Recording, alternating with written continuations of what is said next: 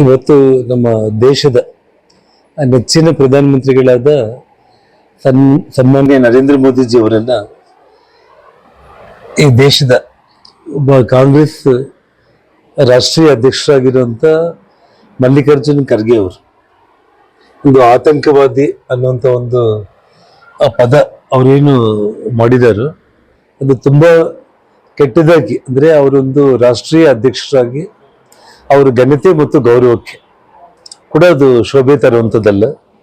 ಮತ್ತು 3 ಬಾರಿ ಈ ದೇಶದಲ್ಲಿ ಅಂದ್ರೆ ಸತತವಾಗಿ ಪ್ರಧಾನಮಂತ್ರಿಗಳಾಗಿ ಇಡೀ ವಿಶ್ವದಲ್ಲೇ ಹೆಸರನ್ನು ಮಾಡಿ ಇಡೀ ದೇಶದಲ್ಲಿ ಶಾಂತಿ, ಸೌಹಾರ್ದತೆ ಮತ್ತು ಅಭಿವೃದ್ಧಿ ಮತ್ತು ಇಡೀ ನಮ್ಮ ಒಂದು ಭಾರತದ ಗೌರವವನ್ನ ವಿಶ್ವದಲ್ಲೇ ಒಂದು ಎತ್ತರಕ್ಕೆ ತಗೊಂಡೋಗಿರುವಂತ ನರೇಂದ್ರ ಮೋದಿಜಿ ಅವರ ಬಗ್ಗೆ ಮಲ್ಲಿಕಾರ್ಜುನ್ ಖರ್ಗೆ ಅವರು ಮಾತಾಡಿರುವಂತ ಮಾತುಗಳು ತುಂಬಾ ಖಂಡನೀಯವಾಗಿದ್ದು ಮತ್ತು ಅವ್ರಿಗೆ ಶೋಭೆ ತರುವಂಥದ್ದಲ್ಲ.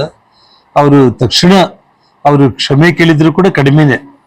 ಅವರು ಕ್ಷಮೆ ಕೇಳೋದ್ರ ಜೊತೆಗೆ ಇನ್ನೊಮ್ಮೆ ಇಂಥ ಒಂದು ಪದಗಳನ್ನ ನೋಡಿ, ಇವತ್ತು ಬಾಯಿ ತಪ್ಪಿ ಮಾತಾಡುವಂತ ಪದ ಅದಲ್ಲ. ಅವ್ರ ಮನಸ್ಸಲ್ಲಿ, ಹೃದಯದಲ್ಲಿ ಏನಿದೆ ಅಂದ್ರೆ ಕಾಂಗ್ರೆಸ್ ಪಕ್ಷ ಇಡೀ ದೇಶದಲ್ಲಿ ನಿರ್ನಾಮ ಆಗುವಂತ ಸ್ಥಿತಿಯಲ್ಲಿ ಆ ಒಂದು ಅವ್ರಿಗೇನು ಹಿನ್ನಡೆ ಆಗ್ತಾ ಇದೆ ಅದನ್ನ ತಡ್ಕೊಳ್ಳೋದಕ್ಕೆ, ಜೀರ್ಣ ಮಾಡ್ಕೊಳ್ಳೋದಕ್ಕೆ ಆಗದೇನೆ ಮೋದಿಜಿ ಅವ್ರ ಬಗ್ಗೆ ಇಂಥ ಒಂದು ಪದ ಉಪಯೋಗಿಸಿದ್ದಾರೆ. ಇದು ತುಂಬಾ ಖಂಡನೀಯ ಪದ ಅಂತ ಹೇಳಿ ನಾನು ಹೇಳ್ಬೋದು.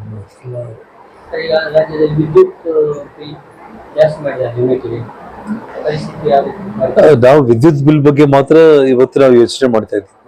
ಪ್ರತಿಯೊಂದು ಅವರು ಮಹಿಳೆಯರಿಗೆ ಉಚಿತ ಬಸ್ ಪಾಸ್ ಅನ್ನುವಂಥ ಹೆಸರಲ್ಲಿ ಇವತ್ತು ಬಸ್ ಟಿಕೆಟ್ಗಳ ದರ ಹೆಚ್ಚು ಮಾಡಿದ್ದಾರೆ.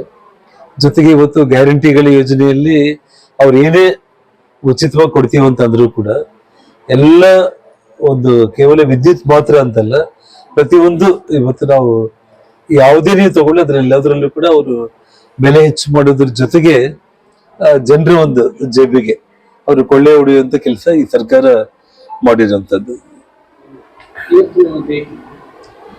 ನಾನು ಇವತ್ತು ನಮ್ಮ ಹನುಮಗಿರಿಗೆ, ಅಂದ್ರೆ ನಮ್ಮ ಈ ಹಿಂದೆ ಮೊನ್ನೆ 12ನೇ ತಾರೀಕು ನಾನು ಬರಬೇಕಾಗಿತ್ತು.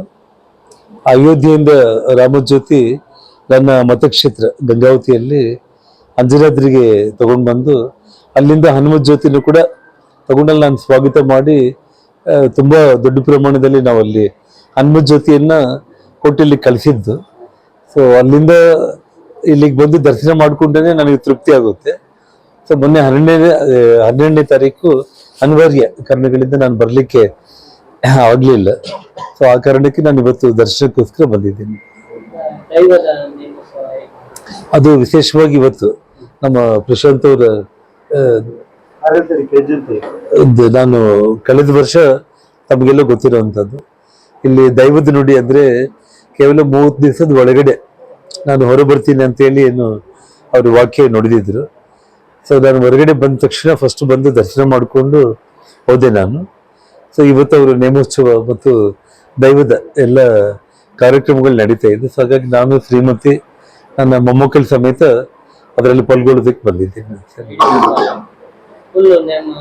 ಹೌದು, ಕಂಪ್ಲೀಟ್ ರಾತ್ರಿ ಅದು ಎಷ್ಟೊತ್ತಾದ್ರೂ ಸಾಯಂಕಾಲ 5-6 ಗಂಟೆಯಿಂದ ರಾತ್ರಿ 11 ಗಂಟೆ ಆಗ್ಬೋದು ಅಂತ ಹೇಳಿದ್ದಾರೆ. ಅಷ್ಟರವರೆಗೂ ಇದ್ದು ಅದ್ರ ಬಗ್ಗೆ ಆಲ್ರೆಡಿ ಸಿಂಧಿಲ್ ಭಾಗದಲ್ಲಿ ಒಂದು ಜಿಲ್ಲಾಧಿಕಾರಿಗಳಾಗಿದ್ದಾಗ ಸಾರ್ವಜನಿಕ ಸಭೆಗಳಲ್ಲಿ ಅವರು ಒಂದು ನಮ್ಮ ಹಿಂದೂ ಮತದ ವಿರುದ್ಧ ಅವ್ರು ಮಾತಾಡಿದ್ದನ್ನ ನಾವೆಲ್ಲರೂ ಕೂಡ ಇಡೀ ಕರ್ನಾಟಕದಲ್ಲೇ ಜಗತ್ತೇ ನೋಡಿರುವಂಥದ್ದು. ಮತ್ತು ಧರ್ಮಸ್ಥಳ ಪ್ರಕರಣದಲ್ಲಿ ಅವ್ರ ಮೇಲೆ ನಾನು ಮಾಡಿರುವಂಥ ಆರೋಪದ ವಿಚಾರದಲ್ಲಿ ಅವರೊಂದು ಮಾನನಷ್ಟ ಮೊಕದ್ದಮೆ ಪ್ರಕರಣ ಹಾಕಿದ್ದಾರೆ. ಅದು ಕೋರ್ಟಲ್ಲಿ ನಡೀತಾ ಇದೆ ಅಷ್ಟೇ.